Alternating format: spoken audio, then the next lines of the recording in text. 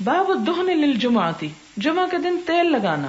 حدثنا آدم قال حدثنا ابن ابی ذئب عن سعید المقبری قال اخبرنی ابی عن ابن ودیعہ عن سلمان الفارسی قال قال النبی صلی اللہ علیہ وسلم، آپ صلی اللہ علیہ وسلم نے فرمایا، لا یغتسل رجل یوم الجمعۃ، نہیں غسل کرتا کوئی شخص جمعے کے دن، ویتطہر ما استطاع من طہر، اور پاک ہوتا ہے جو استطاعت رکھتا ہے پاک ہونے میں یعنی صفائی کرنے میں، ویدہن من دہنہ، اور تیل لگاتا ہے اپنے تیل میں سے، اور یمس من طیب بیتہ، یا خوشبو لگاتا ہے اپنے گھر کی خوشبو میں سے، ثم یخرج، پھر وہ نکلتا ہے، فلا یفرق بین اثنین، پھر نہیں وہ جدائی ڈالتا دو لوگوں کے درمیان، ثم یصلی، پھر وہ نماز پڑھتا ہے، ما کتب لہ، جو اس کے لیے قسمت میں ہو، ثم ینصت، اور پھر چپ رہتا ہے، اذا تکلم الامام، جب امام بول رہا ہوتا ہے، الا غفر لہ، یہ جو پہلے لا آیا نا اس کی نفی کر رہا ہے یہ الا، مگر یہ کہ اس کے لیے بخش دیے جاتے ہیں ما بینہ و بین الجمعۃ الاخری، جو اس جمعے اور دوسرے جمعے کے درمیان گناہ ہو چکے ہوں. اب اس میں کیا کیا چیزیں پتہ چلتی ہیں کہ جمعے کا حق کیا کیا ہے. نمبر 1 غسل کرنا، نمبر 2 خوب صفائی کرنا اپنی، یعنی صرف غسل کی بات نہیں آئی بلکہ یہ یتطہر ما استطاع من طہر، یعنی ڈیپ اپنی اچھی طرح صفائی کرنا، اور پھر وَيَدَّهِنُ مِن دُهْنِهِ، یعنی تیل وغیرہ لگانا، جس سے ظاہر ہے کہ اس زمانے میں میک اپ کے لیے ایک تیل ہی جیسی چیز تھی، یا اپنے آپ کو مزید چمکانے کے لیے، جبکہ اب اور بھی چیزیں ایجاد ہو چکی ہیں. مراد اس میں یہ ہے کہ اپنے صفائی اور میک اپ وغیرہ کا خیال کرنا.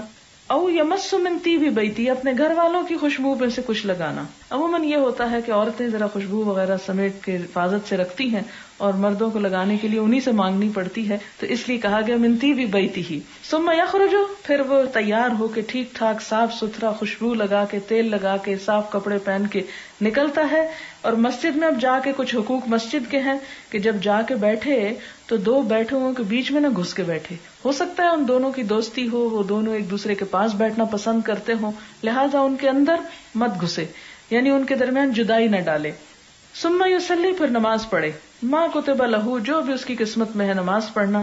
ثم ینصت، پھر چپ بیٹھے، کب؟ اذا تکلم الامام، جب امام کلام کر رہا ہو. تو ایسا شخص جو اس ادب اور احترام کے ساتھ جمعے کی نماز ادا کرتا ہے، اس کے لیے وعدہ ہے کہ پھر اس کے 1 ہفتے کے گناہ معاف ہو جاتے ہیں. یعنی یہاں پر جمعے کا اہتمام جو ہے اس کی خاص طور پر تعلیم دی جا رہی ہے، اور عورتوں کو خوشبو وغیرہ بھی پاس رکھنے کی تعلیم ہے. حدثنا ابو الیمان قال اخبرنا شعیب عن الزہری قال طاووس قلت لابن عباس ذکروا ان النبی صلی اللہ علیہ وسلم قال اغتسلوا یوم الجمعۃ واغسلوا رؤوسکم، کہ جمعے کے دن نہاؤ اور اپنے سر بھی دھو، یعنی کوئی صرف نیچے نیچے کا حصہ نہا کے نہ آ جائے بلکہ سر بھی دھوئے. وَإِن لَمْ تَكُونُوا جُنُبًا، اگرچہ تم جنبی نہ ہو، کیونکہ عموماً انسان جنابت کی حالت میں سر دھونے کا اہتمام کرتا ہے، لیکن فرمایا کہ جمعے کے دن بھی سر دھو، اسی لیے پچھلی حدیث میں آیا کہ ایسا غسل کرے جیسے جنابت کے لیے کیا جاتا ہے. وَأَصِيبُوا مِنَ الطِّيبِ، اور خوشبو لگاؤ. قال ابن عباس اما الغسل فنعم واما الطیب فلا ادری. تو ابن عباس کہتے ہیں کہ غسل کا حکم تو ٹھیک ہے، لیکن طیب خوشبو اس کا نہیں مجھے معلوم کہ یہ بھی اسی درجے کا حکم ہے جیسے غسل کا، کہ اگر کسی کے پاس خوشبو ہے ہی نہیں بیچارے کے تب وہ تو گیا، تو نہیں اس کے اوپر وہ پابندی نہیں جتنی غسل، کیونکہ غسل تو پانی سے ہو جاتا ہے، جبکہ خوشبو کے لیے پیسے بھی لگتے ہیں، تو اس میں دونوں کا حکم پھر ایک جیسا نہیں ہو سکتا کہ سب شاید افورڈ نہ کر سکیں ایون خوشبودار صابن سے بھی نہانا. آپ دیکھ سکتے ہیں کہ اسلام میں کتنی وسعت ہے، اور اس چیز کا لحاظ رکھا گیا کہ لوگ اپنی حیثیت اور اپنی ضروریات کے مطابق بھی اپنے آپ کو صاف ستھرا رکھ سکتے ہیں. حدثنا ابراہیم ابن موسیٰ قال اخبرنا ہشام ان ابن جریج اخبرهم قال اخبرني ابراہیم ابن میسرہ عن طاووس عن ابن عباس رضی اللہ عنہما انه ذکر قول النبی صلی اللہ علیہ وسلم فی الغسل یوم الجمعہ فقلت لابن عباس ایمس طیبا، میں نے ابن عباس سے کہا کہ کیا خوشبو لگائے، او دہنن یا تیل، ان کان عند اہلہ، اگر اس کے گھر والوں کے پاس ہو. فقال لا اعلمہ، تو کہتے ہیں یہ مجھے معلوم نہیں. باب یلبس احسن ما یجد، پہنے عمدہ لباس جو وہ پاتا ہے، یعنی جمعے کے دن عام لباس سے بہتر لباس پہننے کی بات. حدثنا عبداللہ ابن یوسف قال اخبرنا مالک عن نافع عن عبداللہ ابن عمر ان عمر بن الخطاب رأى حلة سیراء عند باب المسجد. عمر بن خطاب نے مسجد کے دروازے کے پاس ایک ریشمی جوڑا بکتے ہوئے دیکھا.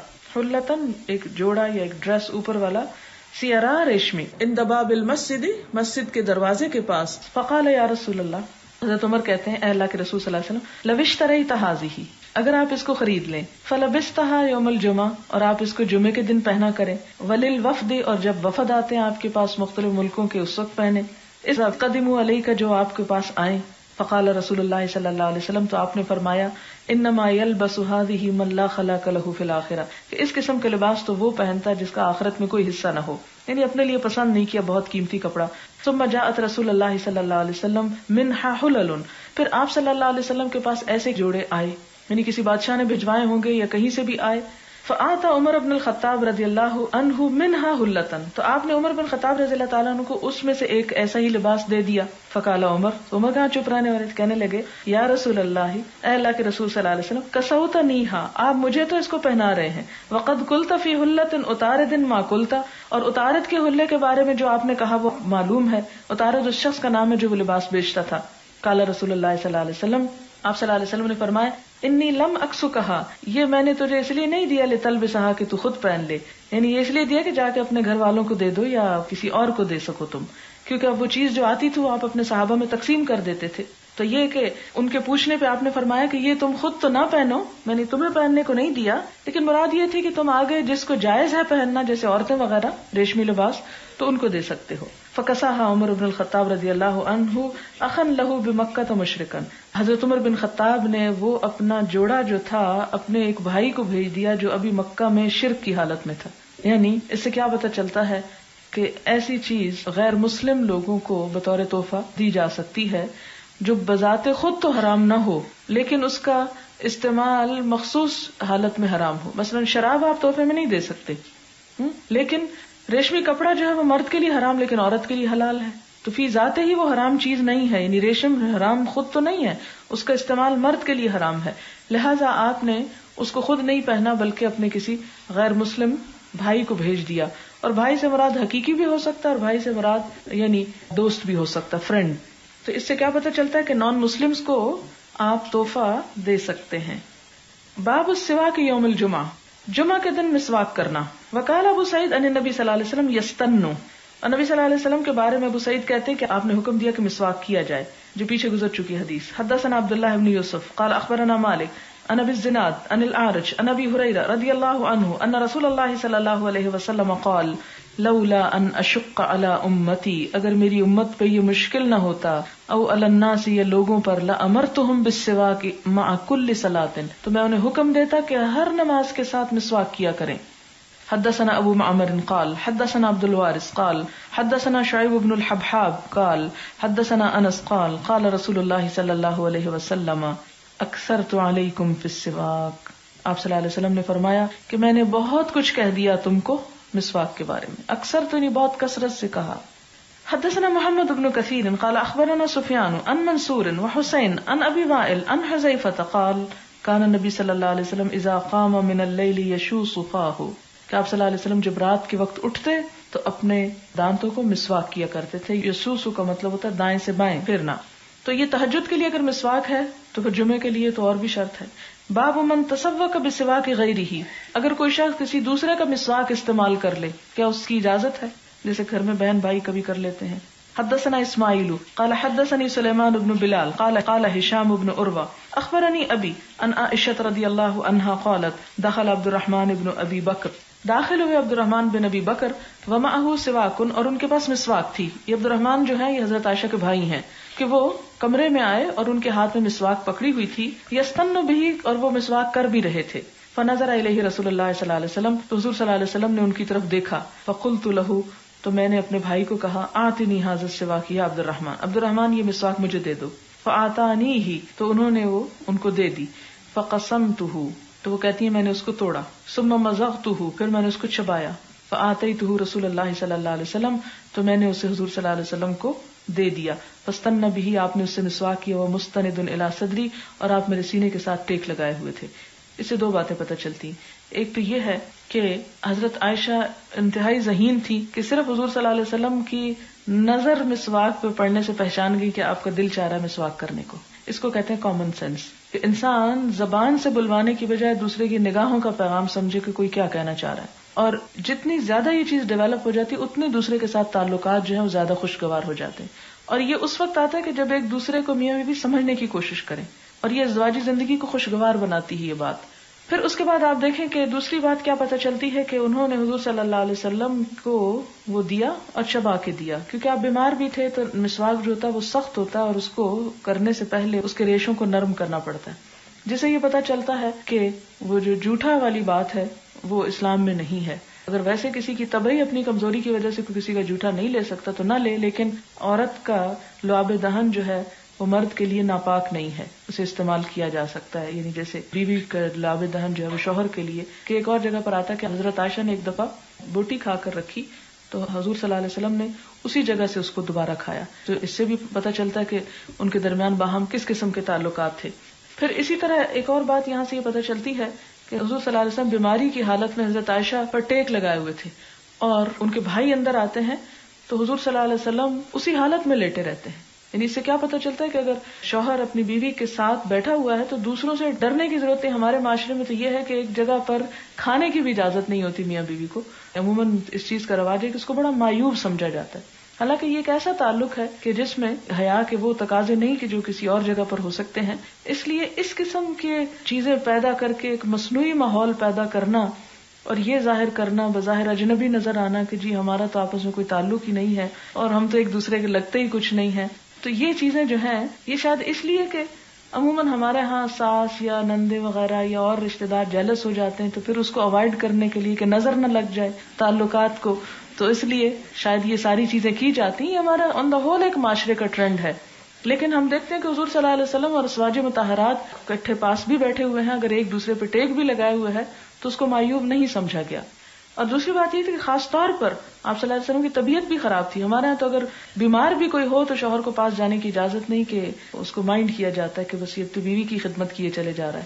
حالانکہ اسلام میں بیوی کی کیئر کرنا اور اس کا اظہار کرنا جو ہے یہ ایک پسندیدہ چیز ہے، ناپسند نہیں. ایسے جو رکاوٹیں ہم نے معاشرے کے اندر قائم کر رکھی ہیں کہ شوہر اور بیوی کسی کے سامنے بات ہی نہ کریں، اور بات کریں تو وہ برا منایا جاتا ہے یا اس کو بے حیائی سمجھا جاتا ہے، تو یہ بے حیائی میں نہیں آتا. ایک طبعی نیچرل جو ایک دائرے کے اندر یا حدود کے اندر رہ کے جو تعلق ہے دونوں کے درمیان، اسلام نے اسے نہیں روکا. یہ رکاوٹیں ہمارے معاشرے کی پیدا کردہ ہیں. یہ انہوں نے لکھ کے بھیجا کہ جدید تحقیق کے مطابق مسواک کے عرق میں ایسے کیمیکلز موجود ہیں جو اینٹی سیپٹک اور اینٹی کینسر ہوتے ہیں، اسی لیے آپ صلی اللہ علیہ وسلم نے بہت کثرت کے ساتھ اس کا ذکر فرمایا. باب ما یکرہ فی صلاۃ الفجر یوم الجمعہ، جمعہ کے دن صبح کی نماز میں کیا صورت پڑھی جائے.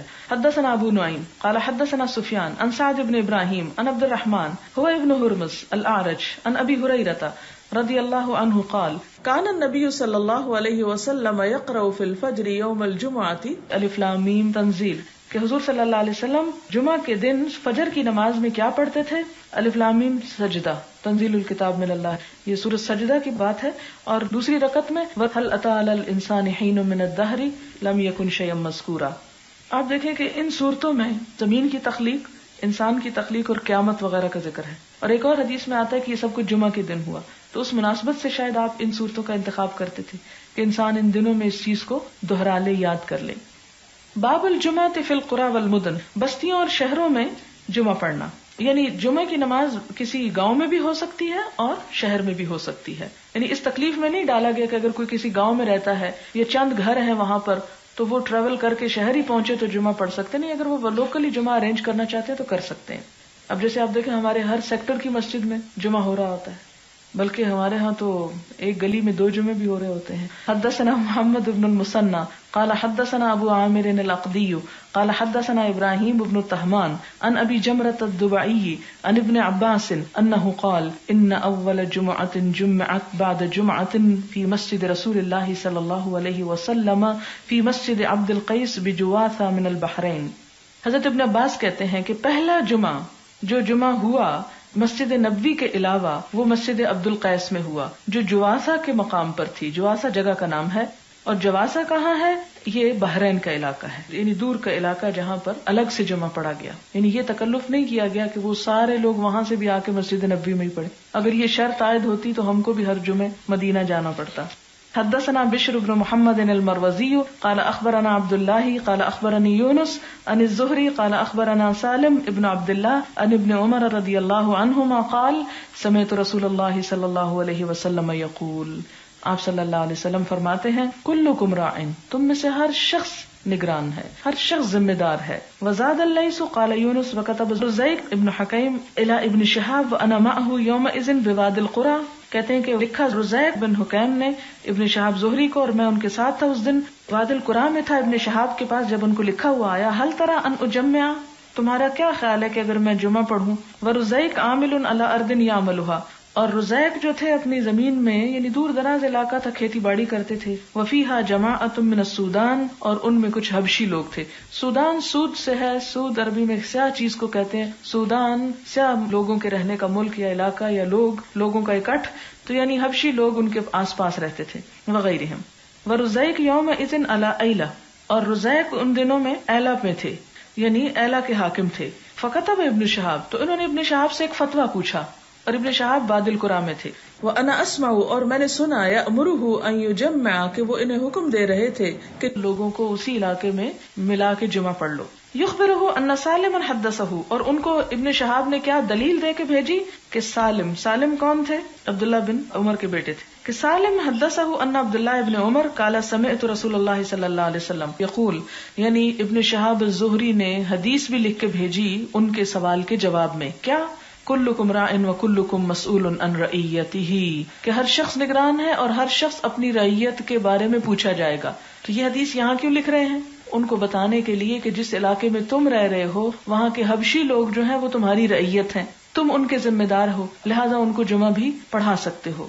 الامام راع، امام بھی نگران ہے. الامام، اب یہ مسجد کا امام بھی ہو سکتا ہے اور شہر کا امام بھی. ومسئول عن رعیتہ، وہ بھی اپنی رعیت کے بارے میں پوچھا جائے گا. والرجل راع فی اہلہ، اور ایک شخص بھی اپنے گھر والوں کا نگران ہے. وہو مسئول عن رعیتہ، اور اپنی رعیت کے بارے میں اس سے پوچھا جائے گا. رعیت سے مراد جن کی نگرانی اس پر لازم آتی ہو. والمرأۃ راعیۃ، عورت بھی نگران ہے. فی بیت زوجہا، اپنے شوہر کے گھر میں. مسئولۃ عن رعیتہا، اس سے اس کی رعیت کے بارے میں پوچھا جائے گا. والخادم راع، نوکر بھی راعی ہوتا ہے، نوکر بھی ذمہ دار ہوتا ہے. کس چیز میں؟ فی مال سیدہ، اپنے آقا کے مال میں.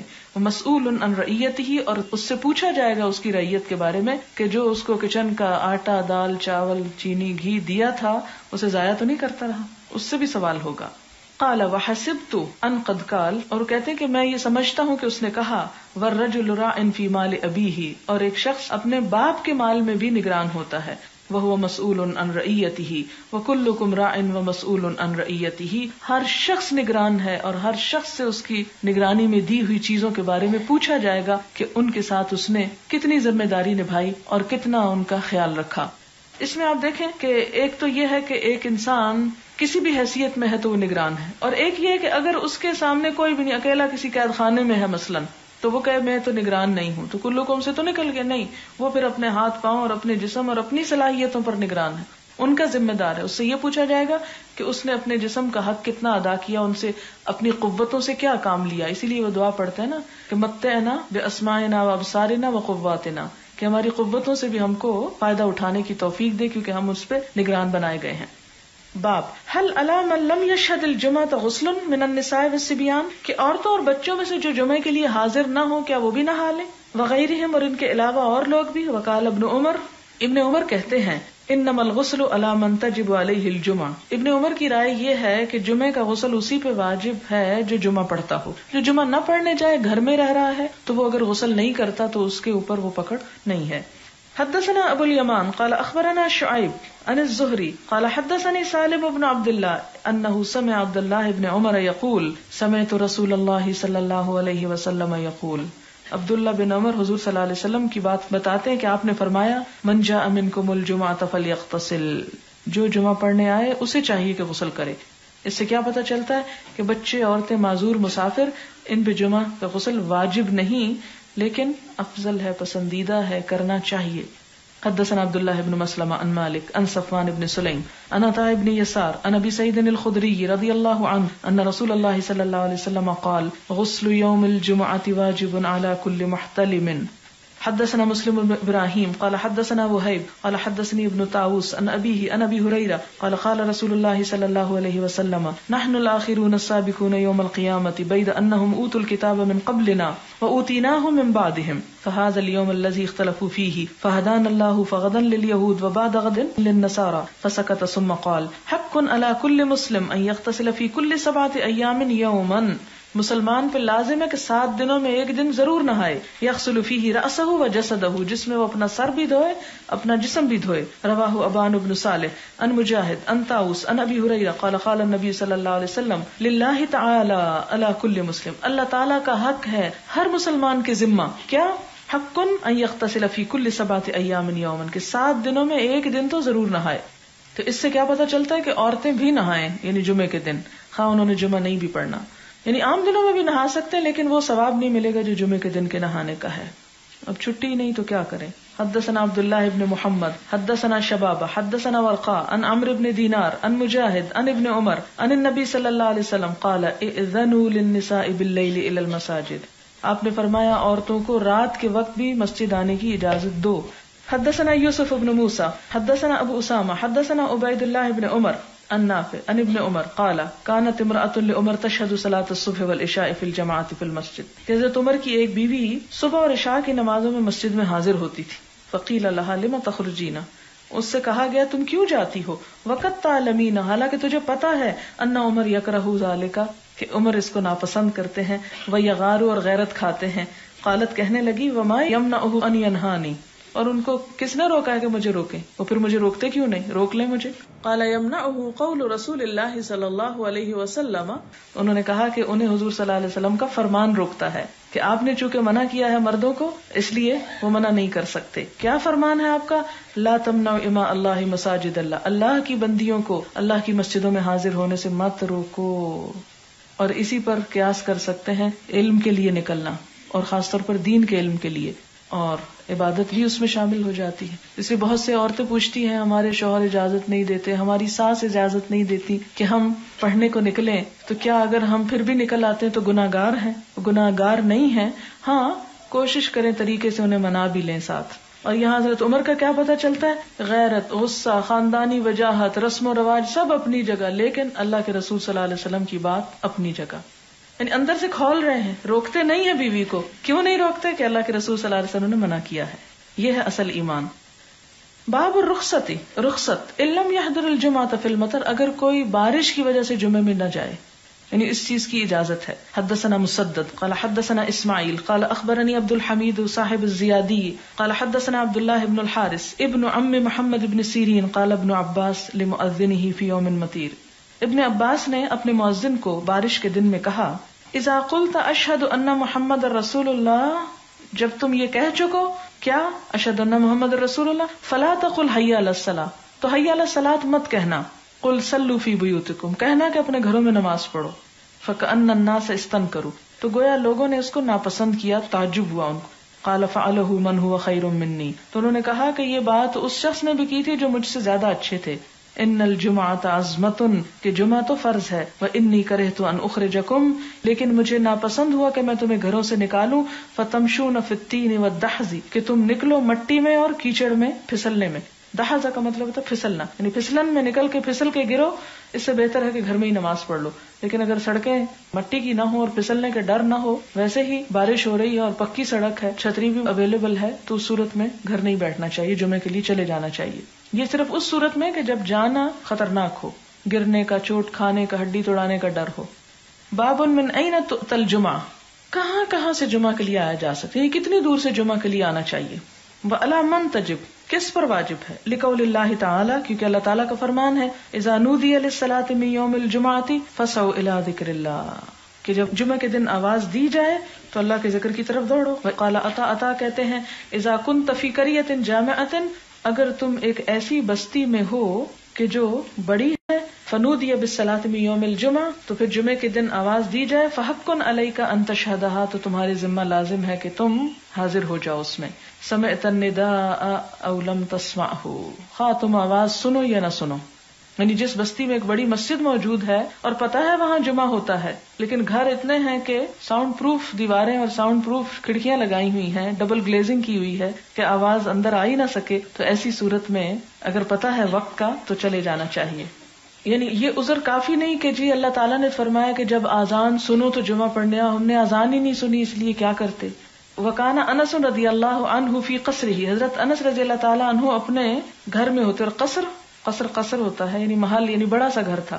احیانا یجمع احیانا لا یجمع، کبھی جمعے کو آتے کبھی نہ آتے. وہ بالزاویہ، کیونکہ اس وقت وہ زاویہ جگہ پر تھے، علی فرسخین، جو بصرے سے 6 میل دور تھا.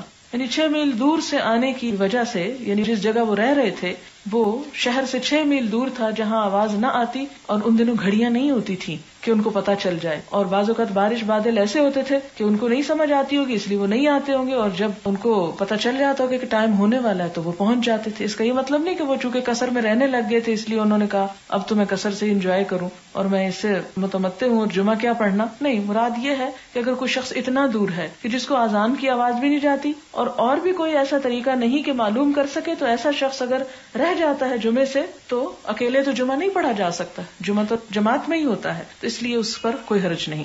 حدثنا احمد بن صالح قال حدثنا عبد الله بن وهب قال اخبرني عمرو بن الحارث عن عبيد الله بن ابي جعفر ان محمد بن جعفر بن الزبير حدثه عن عروة بن الزبير عن عائشة زوج النبي صلى الله عليه وسلم قالت كان الناس، تھے لوگ، ينتابون يوم الجمعة، باری باری حاضر ہوتے جمعے کے دن، من منازلهم، اپنے گھروں سے، والاوالی، اور بلند جگہوں سے، فيأتون في الغبار، تو آتے تھے وہ غبار میں، یصیبہم الغبار والعرق، کہ ان کے اوپر مٹی اور پسینہ ہوتا، فیخرج منہم العرق، تو ان کا پسینہ نکل رہا ہوتا. فاتا رسول اللہ صلی اللہ علیہ وسلم انسان منہم وہو عندی، آیا آپ کے پاس ان میں سے کوئی انسان حالانکہ آپ میرے پاس بیٹھے ہوئے تھے.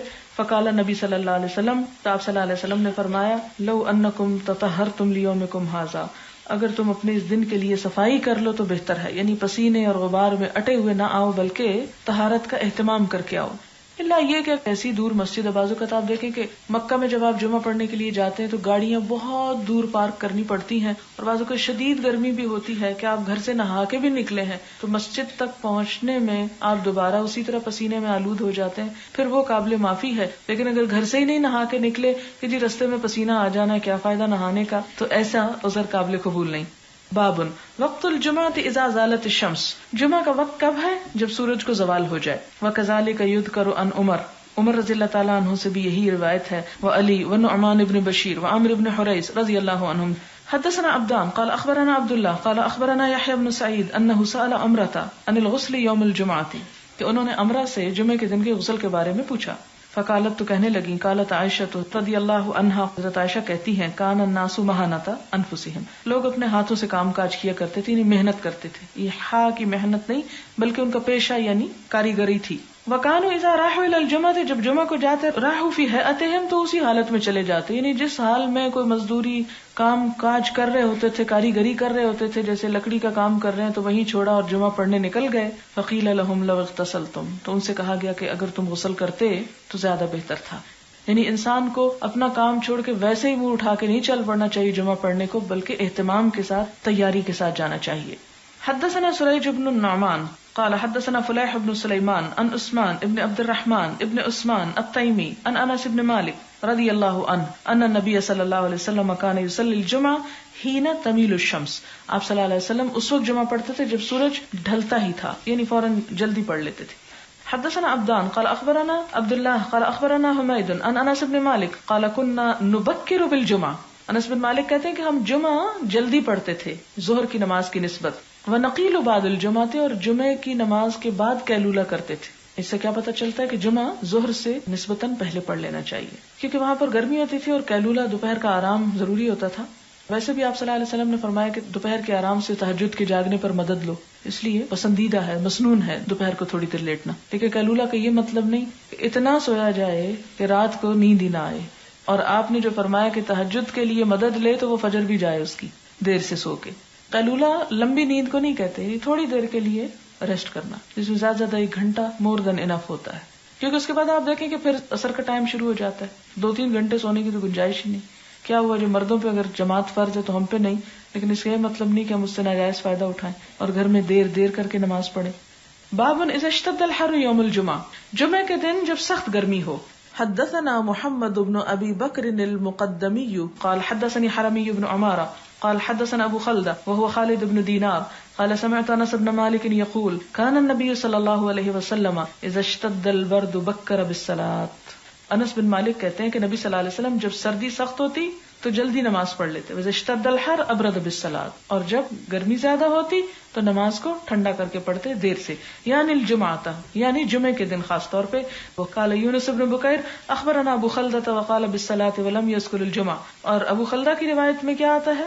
نماز کا ذکر آتا ہے، جمعے کا لفظ نہیں آتا. وقال بشر بن ثابت حدثنا ابو خلدہ قال صلى بنا اميرنا الجمعہ، کہ ہمیں امیر نے جمعہ پڑھایا. امیر یہاں غریب کے مقابلے کا نہیں بلکہ حاکم مراد ہے. ثم قال لانس رضی اللہ عنہ کیف کان النبی صلی اللہ علیہ وسلم یصلی الظہر، تو پھر حضرت انس سے پوچھا کہ حضور صلی اللہ علیہ وسلم ظہر کی نماز کس وقت پڑھا کرتے تھے، یعنی اگر جمعے کا یہ وقت